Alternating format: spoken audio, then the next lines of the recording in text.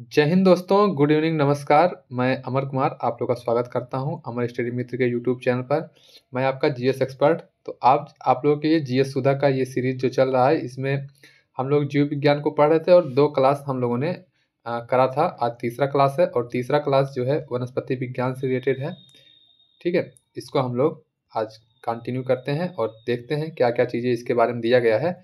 ठीक है, और आप लोग हमसे जुड़िए, हमारे वीडियो को लाइक कीजिए, शेयर कीजिए अपने दोस्तों के पास और चैनल को सब्सक्राइब जरूर कीजिए। ठीक है, तो देखते हैं वनस्पति विज्ञान के बारे में क्या क्या चीज़ें दी गई हैं। अगर आप लोग देखिए, जीएस सुधा बुक को आप लोग जान ही रहे हैं, ये बताने का कोई वो नहीं है कि नहीं आप किस चीज़ की तैयारी कर रहे हैं तो उसको पढ़िए। अगर आप लोग एसएससी से रिलेटेड किसी भी एग्जाम की तैयारी कर रहे हैं, as a CGL, CHSL, MTS, CPO, GD, steno या फिर दिल्ली पुलिस कांस्टेबल, ठीक है, एसएससी से रिलेटेड कोई भी पोस्ट हुआ, DSSB, ICAR, CRPF, ठीक है। उसके बाद आप लोग रेलवे से रिलेटेड, आरआरबी से रिलेटेड कोई भी exam, ALP, group D, NTPC, RPF, किसी भी एग्जाम की तैयारी कर रहे हैं या फिर किसी भी स्टेट लेवल की एग्जाम की तैयारी कर रहे हैं, तो आपको जीके जीएस पूछा भी जाता है, उसके लिए आपको कहीं ना कहीं से पढ़ना ही है। ठीक है, तो अगर इस बुक को आप लोग पढ़ते हैं, कहीं ना कहीं आप जीएस में एक अच्छा स्कोर कर सकेंगे। और उसी बुक को हम करा रहे हैं, कुछ अपने अंदाज में, कुछ आपके अंदाज में। तो इसको हमारे साथ फॉलो कीजिए, पढ़िए हमारे साथ और अपनी तैयारी को बेहतर कीजिए। ठीक है, तो स्टार्ट करते हैं। इसके पहले 2 क्लास हुआ है, जो लोग नहीं देखे वो लोग जाकर उसको भी देख लीजिएगा। स्टार्ट करते हैं यहाँ से। ठीक है, सबसे पहले पादप जगत का अध्ययन वनस्पति विज्ञान के अंतर्गत आता है। इसमें सभी प्रकार के पेड़ पौधों का अध्ययन शामिल होता है। किसका अध्ययन शामिल होता है वनस्पति विज्ञान में?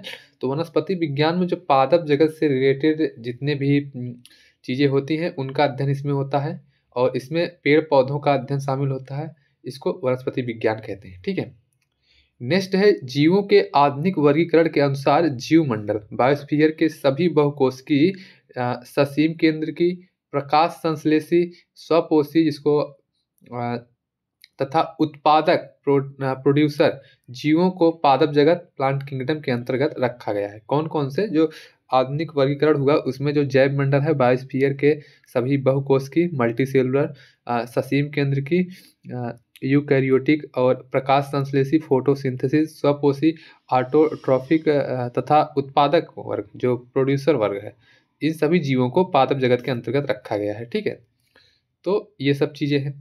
आगे क्या है इसमें? आगे है पादप जगत में लगभग 3.5 लाख जीवों को अब तक सम्मिलित किया जा चुका है। इतने जीव जो है पादप जगत में सम्मिलित किए जा चुके हैं। कितने? 3.5 लाख। ठीक है, और आगे है जो थियोफ्रेस्टस हैं, ये नाम याद रखिएगा आप लोग। थियोफ्रेस्टस को वनस्पति विज्ञान का पिता कहा जाता है, फादर ऑफ बॉटनी। ठीक है, फादर ऑफ बॉटनी किसको कहते हैं? तो थियोफ्रेस्टस को फादर ऑफ बॉटनी कहते हैं, वनस्पति विज्ञान का पिता कहा जाता है। इस नाम को आप लोग अच्छे से याद रखिएगा। आधुनिक वर्गीकरण के आधार पर पादप जगत को निम्नलिखित ढंग से बांटा गया है। पादप जगत का वर्गीकरण किस तरीके से हुआ है उसको हम लोग देखते हैं। यहाँ दिखाया गया है कुछ इस तरीके से पादप जगत का वर्गीकरण होता है। पादप जगत को 2 प्रकार से बांटा गया है, एक अपुष्पोभिद और एक होता है पुष्पोभिद, यानी कि क्राइटोगेम और एक होता है फेनेरोगेम। ठीक है, इस तरीके से 2 प्रकार से बांटा गया है। देखिए, थोड़ा सा इंग्लिश शब्द अगर नहीं सही से पढ़ पाऊँ तो उसके लिए आप लोग थोड़ा सा क्षमा कीजिएगा हमको। ठीक, इसमें फिर उसके बाद थैलोफाइटा, ब्रायोफाइटा और टेरिडोफाइटा, ये जो है अपुष्पोद्भिद वाले में आते हैं। ठीक है, और जो पुष्पोद्भिद वर्ग के हैं इसमें नग्न बीजी या अनावृत बीजी और आवृत बीजी होते हैं। ठीक है, 2 प्रकार इसमें होता है। फिर इसमें जो थैलोफाइटा में जैसे शैवाल, जीवाणु और कवक, यानी कि एल्गी, बैक्टीरिया और फंगाई जो है, ये तीनों जो है थैलोफाइटा में आते हैं। ठीक है, और आवृत बीजी में इसमें एक पत्र बीजी और द्विपत्र बीजी। एक पत्र बीजी का मतलब मोनोकोट और द्विबीजपत्री का मतलब होता है डाइकोट। ये 2 तरीके के आवृत बीजी में आते हैं। ठीक है, अब हम लोग एक एक करके देखेंगे। सबसे पहले हम लोग जो है अपुष्पोद्भिद वर्ग के यानी कि क्रिप्टो गेम्स के गेमे के बारे में देखते हैं। तो इसको देखते हैं अपुष्पोद्भिद वर्ग में। तो जिन पौधों में फूल व बीज नहीं होते हैं वे अपुष्पोद्भिद कहलाते हैं। ऐसे पौधे बीज या पुष्पों के बजाय बीजाणुओं के माध्यम से प्रजनन करते हैं। कहने का तात्पर्य है कि कुछ पौधे या फूल इस तरीके के होते हैं कि जिसमें बीज नहीं होते हैं और वो अपुष्पोद्भिद कहलाते हैं, जिनमें बीज नहीं होता, ठीक है। और इनमें जो प्रजनन की क्रिया होती है वो पुष्पों के बजाय बीजाणुओं के माध्यम से होता है, ठीक है। बीज या पुष्पों के बजाय, इसमें बीज होता नहीं है पहली चीज, तो बीज नहीं होने के कारण इसमें जो प्रजनन की क्रिया होती है वो बीजाणुओं के माध्यम से होती है, ठीक है। आगे है थैलोफाइटा, इसी के अंतर्गत आता है, आप पुष्पोद्भिद के अंतर्गत थैलोफाइटा आता है। तो थैलोफाइटा में हम लोग देखते हैं क्या क्या चीज़ें दी गई हैं। तो थैलोफाइटा में जैसे शैवाल, जिसको एल्गी कहते हैं, जीवाणु बैक्टीरिया एवं कवक फंगाई का अध्ययन किया जाता है। इन तीनों का अध्ययन जो है ये थैलोफाइटा के अंतर्गत होता है, ठीक है। इसमें क्या होता है, जैसे जड़, पत्ती एवं तना के रूप में थैलोफाइटा का शरीर विभाजित नहीं रहता है। जैसे आप लोग अमूमन देखते होंगे पेड़ पौधे, तो उसमें आप लोग देखते होंगे एक तना होता है, ठीक है, पेड़ का, उसमें पत्तियां होती हैं, विभिन्न तरीके की पत्तियां होती हैं, शाखाएं होती हैं, फूल होते हैं, इस तरीके से उसमें जड़ भी होता है।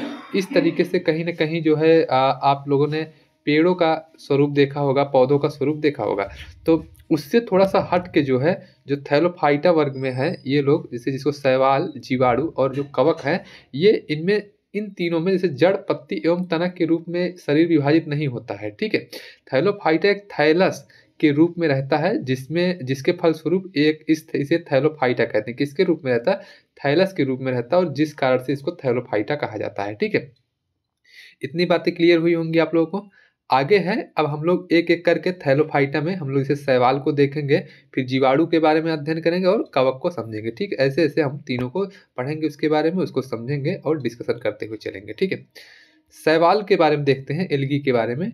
इसमें क्या दिया गया, वनस्पति विज्ञान की वह शाखा जिसमें शैवालों का अध्ययन किया जाता है उसको फाइकोलॉजी कहा जाता है। याद रखिएगा, ये इंपॉर्टेंट पॉइंट है, ये वाला हाईलाइट कर लीजिएगा। जो शैवालों का अध्ययन होता है, जो शैवालों का अध्ययन, इसको फाइकोलॉजी कहा जाता है। पादप जगत का सबसे सरल जलीय जीव शैवाल या एल्गी है, जो भोजन का निर्माण प्रकाश संश्लेषण क्रिया द्वारा करता है। भोजन का निर्माण किसके द्वारा करता है, तो भोजन का निर्माण निर्माण जो है ये प्रकाश संश्लेषण क्रिया द्वारा करता है। प्रकाश संश्लेषण ये भी करता है, जो शैवाल होते हैं ये भोजन का निर्माण प्रकाश संश्लेषण की क्रिया के द्वारा करते हैं। और प्रायः शैवाल जो है ये संवहन ऊतक, नॉन वेस्कुलर और पर्णहरित क्लोरोफिल जिसको कहते हैं, क्लोरोफिल सॉरी, पर्णहरित जो होता है यानी कि क्लोरोफिल युक्त आत्मपोषी भ्रूण रहित तथा सेल्यूलोज भित्ति वाले होते हैं, ठीक है। इस तरीके के होते हैं जो शैवाल होते हैं। इनमें क्या होता है, इनमें संवहन ऊतक पर्णहरित युक्त होते हैं, आत्मपोषी भ्रूण रहित तथा सेल्यूलोज भित्ति वाले होते हैं, ठीक है। इनकी भित्ति किसकी होती है, सेल्यूलोज की होती है, ठीक है। ये चीजें होती हैं। और देखते हैं शैवाल प्रकाश वाले स्थानों जैसे ताजे जल, समुद्री जल, गर्म जल के झरनों, कीचड़ तथा नदी, तालाबों आदि में पाए जाते हैं। शैवाल से आप लोग सीधा सीधा मतलब देखिए, जैसे गांव से जो लोग होंगे तो आप लोगों ने देखा होगा, जैसे जहाँ जैसे नल है, नल का पानी जहाँ जाता है वहाँ ऐसे हरे रंग के कुछ ऐसे ऐसे दिखाई देती है, छोटे छोटे हरे रंग के स्ट्रक्चर ऐसे दिखाई देते हैं, जिसको हम लोग आम भाषा में, जो अब आपके साइड क्या कहा जाता है मुझे नहीं पता, बट जैसे आम भाषा में कहीं कहीं उसको काई कहते हैं, ठीक है। तो कहीं ना कहीं वो भी शैवाल का एक रूप होता है, ठीक है। तो इस तरीके की जो संरचना होती है उसी को शैवाल कहते हैं। और ये जैसे ताज़ा जल, समुद्री जल, गर्म जल, या गर्म जल के झरनों के पास आप लोग जाते होंगे, देखते होंगे वहाँ पर ऐसे हरा हरा पीला पीला काई लगा रहता है, वहाँ जैसे स्लीप भी बहुत ज़्यादा करते हैं लोग काई से, ठीक है। कीचड़ तथा नदी तालाबों आदि में पाए जाते हैं, ठीक है। ये पॉइंट याद रखिएगा। शैवाल में खाद्य पदार्थ स्टार्च के रूप में उपस्थित होता है, देखिए इसको याद रखिएगा, ये इंपॉर्टेंट है। जो शैवाल में खाद्य पदार्थ होता है वो किसके रूप में होता है, स्टार्च के रूप में होता है। कुछ शैवालों में गति करने के लिए फ्लैजिला पाया जाता है। चट्टानों पर पाए जाने वाले शैवाल को थीलोफाइट्स एवं बर्फ पर पाए जाने वाले शैवालों को क्रिस्टोफाइट्स कहा जाता है, ठीक है। याद रखिएगा, बाई चांस बन सकता है कि चट्टानों पर पाए जाने वाले शैवाल को क्या कहा जाता है, तो लिथोफाइट्स कहा जाता है, और जो बर्फ पर शैवाल बनते हैं उनको क्रिप्टोफाइट्स कहा जाता है, ठीक है। नेक्स्ट है, शैवाल प्रायः सुकाय सदृश होते हैं, सुकाय सदृश होते हैं, ठीक है, इसको याद रखिएगा। आगे देखते हैं, आगे है शैवालों में पाए जाने वाले प्रमुख लक्षण। कौन कौन से लक्षण हैं जिससे आप समझेंगे कि ये शैवाल है, ठीक है। शैवालों का जननांग एक कोशिकीय होता है, यानी कि यूनिसेलुलर होता है, और निषेचन के बाद कोई भ्रूण नहीं बनता है। ठीक है, इसमें भ्रूण नहीं बनता है, जैसे कि हमने ऊपर भी अभी डिस्कस किया कि जो है शैवालों में एक कोश की जननांग होता है और भ्रूण नहीं बनता है। शैवालों में 3 प्रकार के वर्णक पाए जाते हैं, जैसे लाल, वर्णक से तात्पर्य होता है कलर। ठीक है, यानी कि 3 कलर के शैवाल पाए जाते हैं, जिसमें रेड होता है, लाल, हरा तथा भूरा। इन 3 वर्णकों के आधार पर शैवालों को 3 प्रमुख भागों में विभाजित किया जाता है। ठीक है, कौन कौन से? क्लोरोफाइसी, जिसको हरा वर्णक कहा जाता है, रोडोफाइसी लाल वर्णक है, और फियोफाइसी भूरा वर्णक है। क्या नाम है? क्लोरोफाइसी, इससे मतलब हरा वर्णक, रोडोफाइसी से तात्पर्य है लाल वर्णक, और फियोफाइसी इसका मतलब है भूरा वर्णक। जहाँ तक आप लोग जो मैं बताया, जैसे गाँवों में, घर में नल के पास, टोटी के पास जो रहता है, वहाँ पर क्लोरोफाइसी होता है, हरा वर्णक वहाँ देखने को मिलता है। ठीक है, और आगे बढ़ते हैं, आगे देखते हैं। आगे ये एक थोड़ा सा चार्ट टाइप का था, अच्छा था। ठीक है, इसमें कुछ चीज़ें दी गई हैं, समझिएगा आप लोग। जैसे शैवालों का प्रकार है, साधारण नाम उसको क्या कहा जाता है, प्रमुख वर्णक क्या है उसमें, संचित भोज्य क्या है उसके अंतर्गत, कोशिका भित्ति कैसी किस चीज़ की बनी होती है, आवास कहाँ होता है, कहाँ कहाँ पर वो मतलब इस तरह के शैवाल होते हैं, और छवि इसकी, चित्र भी इसका दिखाया गया है। ठीक है, जैसे क्लोरोफाइसी की बात करें तो ये हरे शैवाल होते हैं, इनका नाम साधारणतः लोग जो कहते हैं कि हरे शैवाल। वर्णक जो इसमें होता है, इसमें क्लोरोफिल ए भी जो है इसमें पाया जाता है, जिस कारण से ये हरे होते हैं। ठीक है, जो संचित भोज्य पदार्थ होता है वो स्टार्च के रूप में होता है, और कोशिका भित्ति सेलुलोज की बनी होती है। ठीक है, वहीं आवास इनका लवड़ी जल, जैसे नमक वाला जल और अलवड़ जल, तो दोनों में ये देखने को मिलता है, और कुछ इस तरीके से हरे हरे।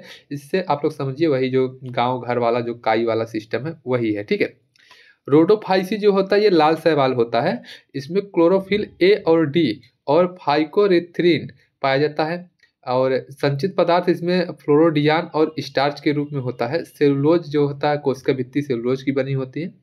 अधिकांश लवड़ी जल में और कुछ अलवड़ी जल में पाए, ज़्यादातर ये जो है लवड़ी जल में यानी कि नमक वाले खारे पानी में पाए जाते हैं, और थोड़ा बहुत अलवड़ी जल में भी देखने को मिलते हैं। ठीक है, वही जो फियोफाइसी होता है, भूरे शैवाल जिसको कहते हैं, ये क्लोरोफिल ए सी इसमें पाया जाता है, और फ्यूकोजेंथिन पाया जाता है इसमें वर्णक, फ्यूकोजेंथिन।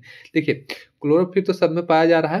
ठीक है, क्लोरोफिल आप लोग याद कर लीजिए, हाँ क्लोरोफिल तीनों में पाया जा रहा है। ठीक है, जैसे जो लाल वाले हैं, लाल वालों में फाइको एरिथ्रिन पाया जाता है, जिस कारण से वो लाल है, और जो भूरे वाले हैं उसमें फ्यूकोजेंथिन पाया जा रहा है, जिस कारण वो भूरे हैं। ठीक है, इसका संचित पदार्थ जो है ये मैनिटोल लैमिने है और रिन है। ठीक है, और सेलुलोज और एल्जीन की इसकी कोशिका भित्ति बनी होती है, और अलवड़ जल या लवड़ी जल दोनों में पाया जाता है। ठीक है, इस तरह से कुछ इसका चित्र देखने को मिलता है।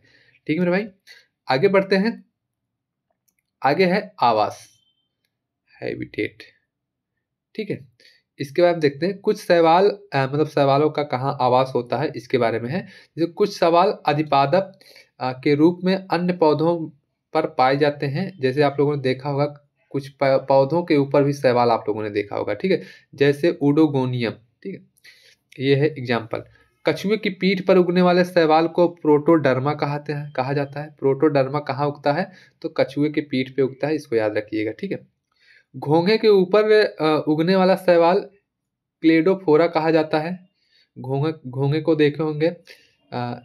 अच्छा, आप लोग कमेंट बताइएगा कितने लोगों ने घोंघा देखा है। जो लोग घोंघे देखे हैं वो लोग कैसे होता है इंस्टाग्राम में, जो लोग ये चाहते हैं वो लोग रेड हार्ट भेजें, जो लोग नहीं चाहते वो लोग ब्लैक हार्ट भेजें। तो जिन लोगों ने घोंघा देखा होगा वो लोग रेड हार्ट भेजेंगे कमेंट में। ठीक है, तो जो घोंघे के ऊपर जो सवाल होता है उसको क्लेडोफोरा कहते हैं। ठीक, क्लेडोफोरा, क्या नाम है? क्लेडोफोरा।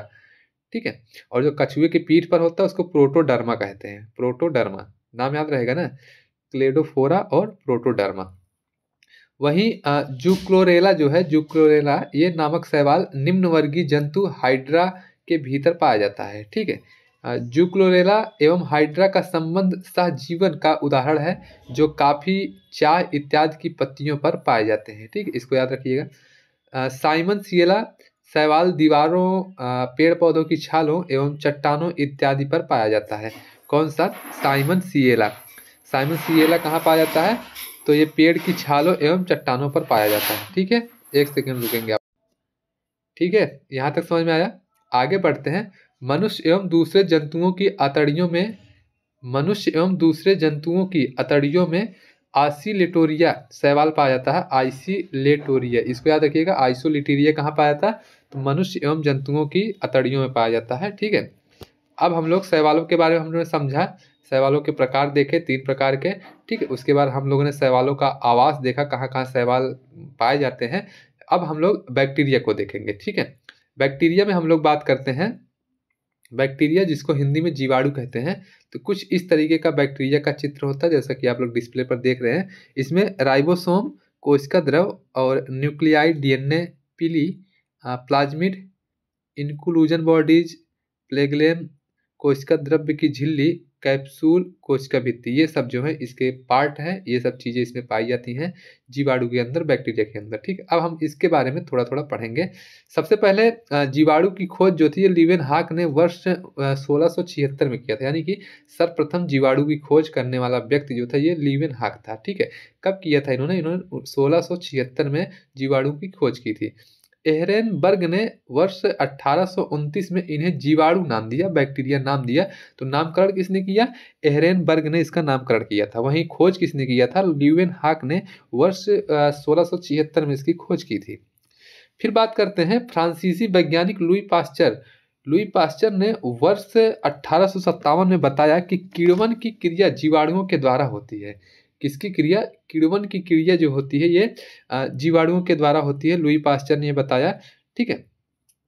रॉबर्ट कोच ने तपेदिक टीबी के जीवाणुओं की खोज की तथा रोग का जन्म सिद्धांत भी दिया, ठीक है। ये चीज़ें जो इंपॉर्टेंट वैज्ञानिक से रिलेटेड चीज़ें हैं उसको आप लोग इसको देख लीजिएगा, ठीक है। उसके बाद लुई पास्चर ने रेबीज के टीके व दूध के पाश्चुरीकरण की खोज की। याद रखिएगा, रेबीज का टीका और दूध के पाश्चुरीकरण की खोज किसने की थी? लुई पास्चर ने किया था, इसको भी याद रखिएगा। जीवाणुओं के अध्ययन को जीवाणु विज्ञान या बैक्टीरियोलॉजी कहा जाता है। क्या कहा जाता है? बैक्टीरियोलॉजी, ठीक है, याद रखिएगा। आगे बढ़ते हैं। जीवाणुओं के सामान्य लक्षण, इसके सामान्य लक्षण क्या क्या होते हैं, किसको जीवाणु कहेंगे, आप लोग कैसे जानेंगे कि कौन सा जीवाणु है, कौन सा विषाणु है? तो जीवाणु अति सूक्ष्म एवं एक कोशिकीय, आद्य, आद्य मतलब नए होते हैं, ठीक है। जीवाणुओं का वायु, जल, थल, मृत व जीवित पौधों एवं जंतुओं पर वास होता है।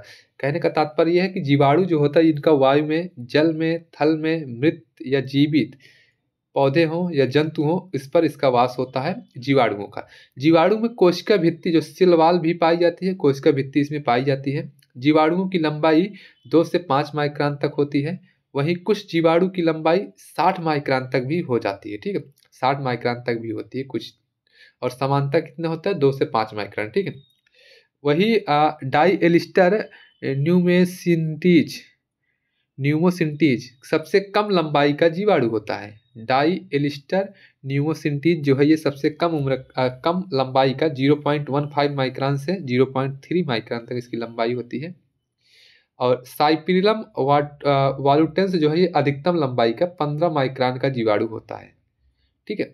बेजियोटोवा मिराबिलिस सबसे बड़े आकार का जीवाणु होता है, सबसे बड़े आकार का बेजियोटोवा मिराबिलिस।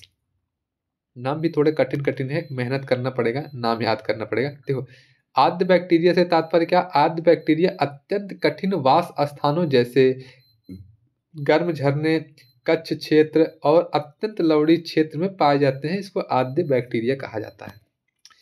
अब हम लोग बात करेंगे जीवाणु की संरचना के बारे में। जीवाणु कोशिका की संरचना, स्ट्रक्चर ऑफ बैक्टीरियल सेल, इसके बारे में देखते हैं। तो इसमें दिया गया है कि जीवाणु कोशिका एक भित्ति से घिरी रहती है। यह पॉलीसैकेराइड, लिपिड और प्रोटीन की बनी होती है। किसकी किसकी? पॉलीसैकेराइड, लिपिड और प्रोटीन की बनी होती है। कुछ जीवाणुओं में काइटिन व उनकी कोशिका भित्ति में सेलुलोज भी पाया जाता है। कहने का तात्पर्य है कुछ जीवाणु ऐसे होते हैं जिसमें काइटिन पाया जाता है और उनकी कोशिका भित्ति में सेलुलोज भी पाया जाता है, ठीक है। भित्ति के चारों ओर अवपंक की परत बनी होती है। अवपंक की यह परत जीवाणु वृद्धि के दौरान फैल जाती है, जो सख्त होकर एक कैप्सूल बनाती है। क्या बनाती है? सख्त होकर एक कैप्सूल बनाती है। जो जीवाणु कैप्सूल बनाते हैं वे कैप्सूलेटेड कहलाते हैं। क्या कहलाते हैं? कैप्सूलेटेड कहलाते हैं। कैप्सूल का निर्माण डेक्स्ट्रॉन, सेलुलोज, लेवेन, पॉलीसैकेराइड्स आदि पदार्थों से बना होता है। ये नाम याद रखिएगा, डेक्स्ट्रॉन, डेक्स्ट्रिन, सेल्यूलोज 11 या पॉलीसैकेराइड, इन सब से बना होता है कैप्सूल। जीवाणुओं की कोशिका भित्ति के भीतर जीवद्रव्य होता है जो बाहर की ओर जीवद्रव्य कला से घिरा होता है। ठीक है, वहीं जीवद्रव्य में ग्लाइकोजन, वसा, वॉल्यूटिन कण, ये सब भी होते हैं। ठीक है, याद रखिएगा। और आगे बढ़ते हैं। आगे है, हरे जीवाणुओं में एक विशेष प्रकार का क्लोरोबियम, क्लोरोफिल, बैक्टीरियो विरिडिन तथा बैगनी रंग के जीवाणुओं में बैक्टीरियो परप्यूरिन तथा बैक्टीरियो क्लोरोफिल होता है, जिसके फलस्वरूप ये प्रकाश संश्लेषण करते हैं। जो हरे रंग के होते हैं जीवाणु, उसमें क्या होता है, उसमें क्लोरोबियम, क्लोरोफिल, बैक्टीरियो विरिडिन होता है, तथा जो बैगनी रंग के होते हैं उसमें क्या होता है, उसमें बैक्टीरियो परप्यूरिन नामक बैक्टीरियो परप्यूरिन नामक जीवाणु होता है, और क्या होता है, बैक्टीरियो क्लोरोफिल होता है। ठीक, जिसके कारण ये प्रकाश संश्लेषण कर पाते हैं। ठीक है, अब हम लोग नेक्स्ट बात करते हैं कवक के बारे में। कवक हमारा, इसका जो थैलोफाइटा था, इसका तीसरा जो है ये कवक है। ठीक है, कवक जो था, कवक का अध्ययन माइकोलॉजी कहलाता है। यहीं से क्वेश्चन बन जाता है, माइकोलॉजी किसे कहते हैं, तो कवकों का अध्ययन जो है ये माइकोलॉजी कहलाता है। फाइकोलॉजी फंगाई का अध्ययन, माइकोलॉजी कवकों का अध्ययन। ठीक है, ये संवहन ऊतक रहित, पर्ण रहित तथा केंद्रक युक्त होते हैं। इसमें केंद्रक पाया जाता है, संवहनी ऊतक नहीं पाया जाता है, संवहनी ऊतक पाया जाता है, और पर्णहरित भी इसमें, रहित का मतलब होता है नहीं पाया जाता है। ठीक है, कंफ्यूज हो गया रहित वाले शब्द से। ठीक है, जो संवहन ऊतक होता है ये पाया जाता है, संवहन ऊतक नहीं पाया जाता है, पर्णहरित भी नहीं पाया जाता है, और इसमें केंद्रक युक्त होता है, केंद्रक इसमें पाया जाता है। फिर से सुनिए, संवहन ऊतक भी नहीं होता इसमें, पर्णहरित भी इसमें नहीं होता है, और इसमें केंद्रक जो होता है ये केंद्रक इसमें होता है। ठीक है, किसमें, कवक में। और आगे देखते हैं, कवक पर्णहरित की अनुपस्थिति के कारण सदैव परपोषित होता है। इसमें जो पर्णहरित होता नहीं है इसमें, जैसे जो शैवाल होता था, शैवाल में क्लोरोफिल होता था, तो क्लोरोफिल की सहायता से शैवाल अपना भोजन खुद बनाता था। लेकिन जो कवक है, कवक में पर्णहरित नहीं होता है, इस नाते यह दूसरे के ऊपर डिपेंडेंट रहता है, यानी कि परपोषित रहता है। ठीक है, कवक अपना जीवन सहजीवी परजीवी अथवा मृतोपजीवी के समान व्यतीत करता है। ठीक है, किसके समान, सहजीवी, परजीवी या मृतोपजीवी के समान ये अपना जीवन व्यतीत करता है। कवक में संचित भोज्य पदार्थ ग्लाइकोजन तथा वसा के रूप में रहता है। वहाँ क्या होता था, जो शैवाल थे, शैवाल में किसके रूप में होता था, स्टार्च के रूप में होता था, और यहाँ किसके रूप में है भोज्य पदार्थ, तो ग्लाइकोजन और वसा के रूप में है। ठीक है, डैक्टिलेला, आर्थोबैक्टेरिस, प्रोटोजून्स व दूसरे सूक्ष्म जंतुओं को पकड़कर कुछ कवक उनसे अपना भोजन ग्रहण करते हैं, जिन्हें परभक्षी कवक भी कहा जाता है, परभक्षी। ठीक है, परभक्षी कवक का नाम याद रखिएगा। ये क्या करते हैं, ये जो डैक्टिलेला, आर्थोब्राटिस, प्रोटोजून्स व कुछ सूक्ष्म जंतु होते हैं, इनको पकड़कर इनको अपना भोजन बनाता है, और इसी नाते इसको परभक्षी भी कहते हैं। ठीक है, और आगे है कुछ कवक सूत्र, चीड़ आदि की जड़ों में फैले रहते हैं तथा भूमि से खनिज लवण तथा जल ग्रहण करके चीड़ को देते हैं। ठीक है, चीड़ कवक को खाद्य पदार्थ देता है, जो सहजीवन का अच्छा उदाहरण है। इस सहजीवन को कवक मूल कहा जाता है। क्या कहा जाता है, कवक मूल कहा जाता है। और कवक सूत्रों की भित्ति काइटिन की बनी होती है। कवक सेलुलोज अथवा कैलोस की बनी होती है, सेलुलोज अथवा कैलोस की बनी होती है, और इसकी भित्ति जो होती है कवक सूत्रों की, इसकी होती है काइटिन। कवक से तात्पर्य आप लोगों ने देखा होगा गाँवों में एक होता नहीं, ऐसे छोटा मशरूम से समझ लीजिए, मशरूम भी शायद कवक का ही उदाहरण है। ठीक है, और आगे बढ़ते हैं। आगे ब्रायोफाइटा है, इसको भी हम लोग क्लियर ही कर लेते हैं। ठीक है, ब्रायोफाइटा देखो, थैलोफाइटा हम लोग कर लिया, ब्रायोफाइटा भी कर लेते हैं। ब्रायोफाइटा मृदा अपरदन रोकने के लिए लगाया जाता है। यह पौधा जमीन की नमी सोखता है। ब्रायोफाइटा भ्रूण बनाने वाले पौधों का सबसे साधारण व आद्य समूह होता है। ब्रायोफाइटा में संवहन ऊतक नहीं होते, इसमें संवहन ऊतक नहीं हो रहा है। ठीक है, सेम उसकी तरह, कवक की तरह, कवक में भी संवहनी ऊतक नहीं थे। ठीक है, ब्रायोफाइटा समूह के पौधे स्थलीय होने के कारण नम तथा छायादार स्थानों पर उगते हैं। ठीक है, और आगे क्या है ब्रायोफाइटा के बारे में। ब्रायोफाइटा को वनस्पति जगत का एम्फीबिया, उभयचर वर्ग भी कहा जाता है। क्या कहा जाता है, एम्फीबिया या उभयचर वर्ग भी कहा जाता है।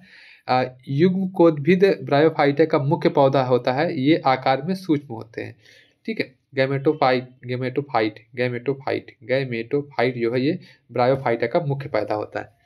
ठीक है, वैसे बायो का इंग्लिश ही सरल रहता है ना, हिंदी भी काफ़ी कठिन है इसकी। वहीं ब्रायोफाइटा वर्ग का सबसे बड़ा पौधा डासोनिया है। क्या है? डासोनिया जो है ये ब्रायोफाइटा का सबसे बड़ा पौधा है। जो गैमेटोफाइट है, इसके मूलाभासों को छोड़ शेष भाग में हरित लवक होते हैं, जिसके कारण ये स्वपोषी होते हैं। इसमें हरित लवक होता है, इस नाते ये स्वपोषी है और ये अपना खाना स्वयं से बनाता है। ब्रायोफाइट्स जो छोटे थैलसनुमा होते हैं, जिनमें पत्तियों एवं तनों के समान रचनाएं मिलती हैं। वहीं ब्रायोफाइटा में जड़ें सदैव अनुपस्थित होती हैं, परंतु तंतु की तरह कई रचनाएं थैलस के अभ्यक्ष सतह से निकली रहती हैं, जिसे मूलांग कहते हैं। क्या है ये लाइन?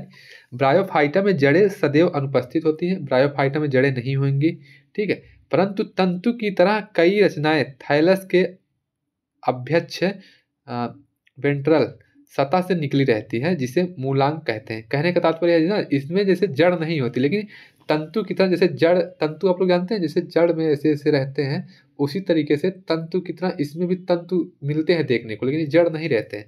इनको क्या कहा जाता है? इनको मूलांग कहा जाता है। ठीक है, आगे है मृदा में खनिज लवण का अवशोषण करने तथा पौधों को स्थिर रखने में ये सहायता पहुंचाते हैं।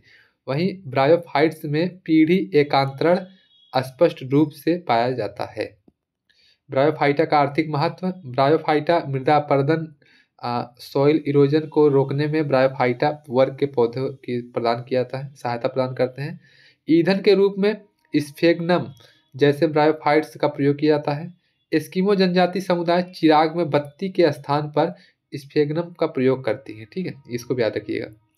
जल अवशोषण की पर्याप्त क्षमता ब्रायोफाइटा वर्ग के पौधों में पाई जाती है, अतः यह बाढ़ रोकने में सहायता करते हैं। क्या करते हैं? बाढ़ रोकने में भी सहायता करते हैं। आगे है एंटीसेप्टिक के रूप में मांस प्रयोग किया जाता है, मांस के रूप में। ठीक है, कुछ ब्रायोफाइट्स पौधों का प्रयोग शाकाहारी स्तनधारी भोज्य पदार्थों के रूप में भी करते हैं। ठीक है, यहाँ तक चीज़ें हैं, यहाँ तक आई होप आप लोगों को समझ में आया होगा। और रही बात टेरिडोफाइट का, टेरिडोफाइटा जो है ये थोड़ा सा लंबा टॉपिक है, इसको हम कल करेंगे। और इसमें जो हम लोग अमूमन पौधे देखते हैं उसके बारे में इसमें है, तो इसको हम लोग करेंगे। और वीडियो कैसा लगा है इसको कमेंट बॉक्स में आप लोग बताइएगा। अच्छा लगा होगा तो लाइक भी कीजिएगा, और जो लोग नए आए हैं वो लोग चैनल को सब्सक्राइब जरूर कर लीजिएगा। ठीक है दोस्तों, मिलेंगे कल, तब तक के लिए बाय बाय। आप लोग अपनी सेहत का ध्यान रखिए। ठीक है, धन्यवाद।